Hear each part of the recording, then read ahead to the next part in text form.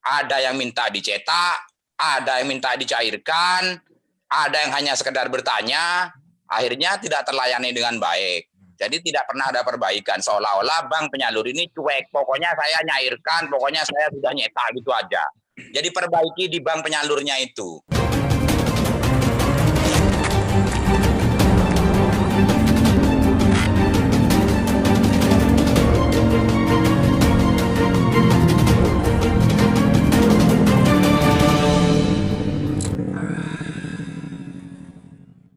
Jadi begini, kasus yang kita temukan, persoalan dan permasalahan yang ada di bank penyalur ini adalah permainan ya. Kalau di bansos itu penerima itu ada yang rekeningnya 00000 tapi ada rekening 4 dapat bansos. Yang kedua ada agen, nggak tahu apa namanya itu. Mungkin Pak Heru nanti yang menyempurnakan itu namanya. Agen yang justru menyediakan barang untuk dijual di e-warung misalnya. Kalau nggak ngambil dari barang itu, edisinya dicabut dan lain-lain. Nah, di situ permainannya. Yang kita temukan dari bank penyalur hanya itu saja. Dan semua ini tanggung jawab bank penyalur. Mau itu agen, mau itu tetap saja dari bank penyalur. Itu yang kita temukan soalannya. Dulu itu yang hilang, uang yang hilang terus dikelola, tanda kutip itu kemana? Terusan tanggung jawabnya bagaimana? Oh itu. Jadi gini Bang Aliman, nggak bisa kita mempidanakan bank. Karena pidana itu unsurnya pasti barang siapa. Siapa di bank itu yang bermain atau jadi maling. Jadi saya terangkan dulu modus-modus yang terjadi ya. Ya. Selain NIK 000 itu, kelemahan sistem penyaluran itu waktu itu, kartu ATM yang dibagikan itu tidak diberikan langsung, tapi biasanya itu hanya simbolis, kemudian diserahkan kepada koordinator atau kepala desa atau ketua kelompok atau pendamping dengan PIN sama. Dengan PIN sama. Misalnya 1, 2, 3, 4, 5, 6. Semua 1, 2, 3, 4, 6. Sekian ribu orang itu. Nah, kemudian yang tidak punya NIK ini kebanyakan dipegang. Bahkan ada yang diberikan, waktu penyerahan itu diberikan, kemudian ditarik oleh ketua kelompok. Nah, sistem yang sudah baik ini kemudian oleh pendamping dibuat sistem baru lagi. Alasannya untuk mempermudah, dibuatlah ketua kelompok. Kemudian penerima bansos yang kebanyakan buta huruf, orang tidak mampu, orang tua, itu diserahkan ke ketua kelompok. Jadi mereka hanya terima sekali dalam bentuk seremonial, dikiranya sudah selesai, kemudian dipegang oleh ketua kelompok. Kita ada videonya itu. Nah, ketua kelompok ini yang bekerja sama dengan oknum pendamping. Mencairkan secara kolektif. Kemudian dibagikan. Yang kalau dibagikan uangnya, kalau ada dibagikan, dibagi rata. Padahal tidak seperti itu. Kenapa? Tidak tahu pemilik rekening ini, penerima bansos ini, KPM ini, tidak tahu dia terima berapa. Karena tidak pernah pegang buku rekening selama bertahun-tahun. Seharusnya ketika pencairan 3 bulan sekali itu, pihak bank harus datang ke desa. Dan pendamping juga memperbarui data terus. Ya. Jadi bank itu berpikirnya, saya tidak langsung menyalahkan bank, tidak langsung membenarkan bank juga ya. Cuman bank itu kan alasannya itu mencetak sekian puluh ribu sekaligus kan gitu kan, dengan membuat ATM 1.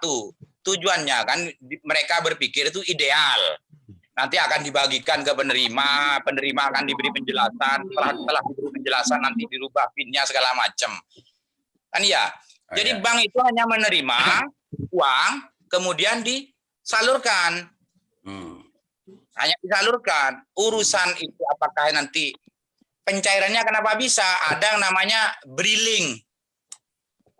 Di desa itu kan ada agen briling punya bank. Nah, di sini permainannya. Di agen briling ini, bukan di banknya, tapi agen. Kalau tidak ada laporan, jadi briling itu hanya agen. Hanya agen untuk pencari semacam ATM-nya di desa.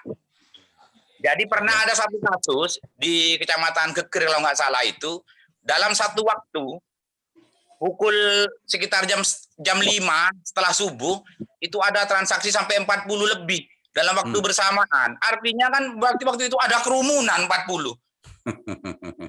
Padahal tidak ada di situ. Nah, bagaimana itu bisa cair? Sementara orang lagi tidur nyenyak, uangnya cair. Jadi begini, Bang Aliman.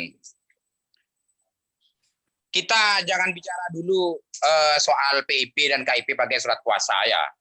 Padahal itu kalau orang biasa saja untuk mencairkan itu nggak bisa sekedar pakai surat kuasa. Apalagi ini surat kuasanya massal sifatnya, kolektif. Nah, berarti ini banknya juga menyalahi undang-undang perbankan juga. Padahal itu harusnya satu kuasa.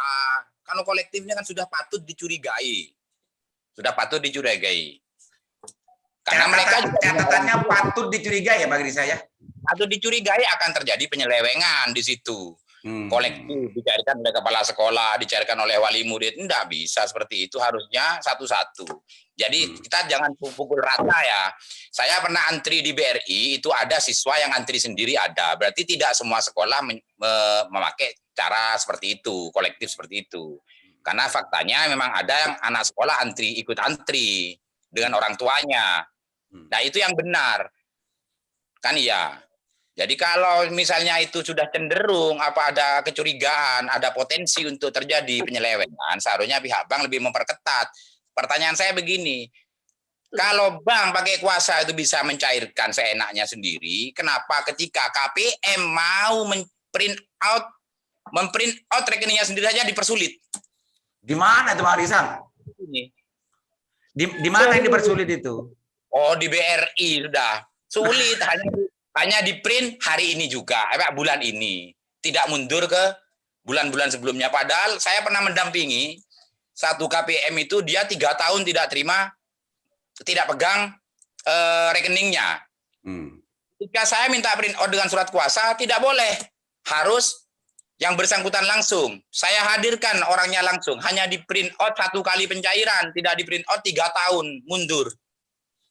Apa yang ada dalam pikirnya Bang Risang dalam konteks ini ketika melihat bank mempunyai kebijakan macam ini? Saya terima saja. Artinya memang prosedurnya seperti itu. Memang harus KPM-nya sendiri, orang yang bersangkutan. Prosedurnya kan begitu. Nah, tapi ketika ada pencairan kolektif, kenapa dicairkan?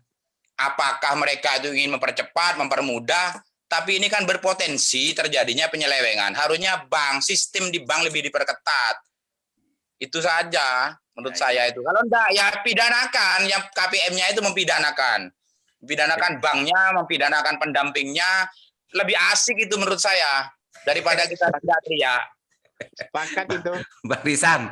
Jadi ada potensi juga untuk dilaporkan. Yang berhak untuk melaporkan apa hanya KPM atau pihak lain? KPM harus korban. Harus korban ya. Kalau Risang, kalau RAR atau mendampingi harus dikuasakan ya. Oh, apa pakai kuasa? Kita demo aja pakai kuasa kok. Ini menarik ini. Bank penyalur ini. Tidak bisa hanya menyalahkan bank penyalur. Bank penyalur akan menyalahkan pendamping. Pendamping akan menyalahkan bank penyalur. Bang Aliman menyalahkan bank penyalur. Nggak bisa. Ini sistem. Di sini sistem ini. Saling menyalahkan. Sudah biasa. Itu kerjaannya Dinsos. Dinsos itu kalau ditegur, pasti cari kesalahan orang. Ini salahnya Dispenduk lah, salahnya Dinkes sama. Bank juga akan begitu, salahnya pendamping. Jadi ini sistem. Ya, jadi begini, Bang Aliman. Jadi betulnya bukan masalah iri atau tidak. Jadi kita harus maklumi dulu, PM ini rata-rata orang tidak mampu dan tidak tahu. Bukan tidak tahu, kurang tahu. Nah, jadi persoalan-persoalan ini biasa. Jadi kalau ada yang pernah datang saya juga seperti itu. Tapi untuk membuktikan itu, saya minta dicetak dulu. Kalau dicetak itu masih ada, berarti rekeningnya akan masih aktif. Kemudian dicek dulu ke Dinsos. Karena PKK-nya katanya juga jarang pendampingnya itu ke desa. Bang Risang ini Nggak ngarang Bang Risang ini ya. Wah, enggak ada videonya, Mas. Mau saya buka tak? Saya wawancara bukan pakai audio, tapi pakai video karena ini masalah rawan. Catat Bang Heru, catat Bang Heru. Banyak pendamping yang datang ke desa ini, catat Bang Risan bicara ini. Iya, kalau Lanjut, sekarang, lanjut Bang Risan. kalau seminggu terakhir ini saya ketemu kawan-kawan pendamping itu katanya capek. Minggu ini saya sibuk ke desa. Oh kan barusan. Itu.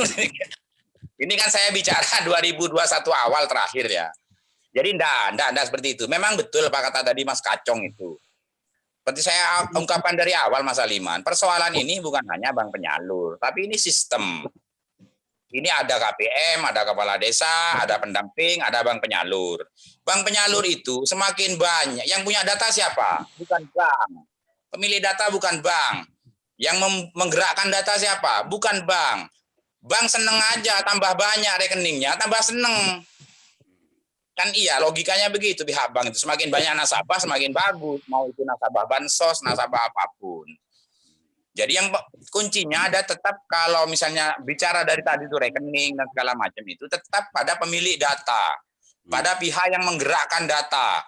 Jadi Mas Heru harusnya kan menekankan kepada pendamping itu tiap 3 bulan betul-betul didatangi mana yang digraduasi, mana yang dapat baru. Ya. Kalau nggak digerakkan ya bank akan diem saja, hanya terima matang saja. Mau dicairkan berapa, dicairkan saja. Nah, urusan ini rahasia mereka, misalnya nanti ada kong kali kong dengan pihak seperti Bang Matur tadi cerita itu, ternyata setelah diserahkan datanya kurang dan itu sudah terjadi lama. Jadi ada yang bodong itu misalnya 100 rekening bodong karena sudah mati, sudah pindah, tapi tetap tercatat di situ. Kalau data ini digerakkan, artinya datang ke desa, digerakkan, ini pindah, coret, ini meninggal, coret, nggak akan terjadi begini. Nggak akan. Termasuk juga yang di KIP ya Bang Risang ya, karena ada kasus sudah di SMP masih tercatat di SD, ada begitu. Karena tidak digerakkan datanya. Padahal gampang itu, ketika dia terima KIP itu umur 11 tahun, berarti umur 12 tahun dia sudah lulus. Kenapa masih 2 tahun kemudian dapat? Kan gampang. Berarti dia sudah SMP, kecuali dia tidak naik 2 tahun. Bang Risa ini mengatakan berarti nggak kerja dong yang punya data. Iya, memang iya. Kurang, bukan tidak, kurang. Kerja lah, kalau kerja kan nggak kaya-kaya kalau nggak kerja. Bang Risan, sebagai praktisi hukum satu putaran lagi. Sebagai praktisi hukum persoalan-persoalan ini kalau pendamping, aparat dan macamnya kan sudah sering kita bahas dan banyak juga yang diproses di APH. Tapi bank penyalur karena Bang Risan bilang bahwa ini adalah sistem dan bank penyalur juga punya sumbangsih juga terhadap amburadulnya ini. Bang Risan kan sampai detik ini kan tidak pernah mendengar tuh ada bank penyalur atau oknum bank penyalur yang kena APH. Tanggapannya sebagai praktisi hukum? Kalau bank terkait dengan bansos memang tidak pernah dengar saya yang ada yang dipidana.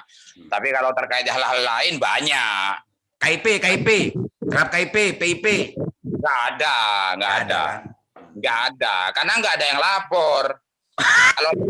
Kalau lapor dikit saja, jangankan lapor ke APH, lapor ke RAR saja sudah digraduasi. Oh gitu. Bang, RAR nggak coba-coba untuk melaporkan tentang masalah kasus KIP? Belum. Kalau PKH saya pernah lapor, tapi baru laporan masuk, tiba-tiba besoknya sudah dicabut laporannya. Nggak tahu kenapa. Kuasanya langsung dicabut. Ya. Nggak mau coba. Yang KIP, ini kayaknya TSM kayaknya sih. Kalau ada yang mengkuasakan ke kami, kita kawal. Iya. Ada yang mengatakan. Masalahnya saya nggak bisa tanpa kuasa. Kita punya, ya gitu. Gratis Bang Risang ya? Ya? Gratis. Memang pernah bayar kalau urusan itu. Kecuali cerai saya bayar. Kalau statementnya begini aja. Ini bicara bank penyalur tapi tidak ada banknya. Cuman saya melihat fakta di bank ketika pendampingan untuk pencairan bansos dan KIP itu. Jadi ini tidak ada yang khusus di bank itu untuk pelayanan bansos, pelayanan KIP. Jadi campur di situ. Padahal kita tahu sekali pencairan itu pasti antrinya luar biasa. Ada yang minta dicetak, ada yang minta dicairkan, ada yang hanya sekedar bertanya, akhirnya tidak terlayani dengan baik. Jadi tidak pernah ada perbaikan, seolah-olah bank penyalur ini cuek, pokoknya saya nyairkan, pokoknya saya sudah nyetak gitu aja. Jadi perbaiki di bank penyalurnya itu. Jadi ada teller khusus atau loket khusus untuk bansos, untuk KIP. Bukan dicampur aduk seperti ini, sehingga lama yang sama-sama capek, petugasnya capek, sehingga banyak tidak terlayani. Akhirnya apa? Muncullah keluhan. Saya mau nyetak, nggak bisa. Saya mau nyairkan. Padahal dia pulang karena capek, besoknya tidak dilayani lagi. Jadi tinggal perbaikan di bank penyalur ini. Dan ini harus memang kata Bang Martin, harus ada bank penyalur di sini. Ya.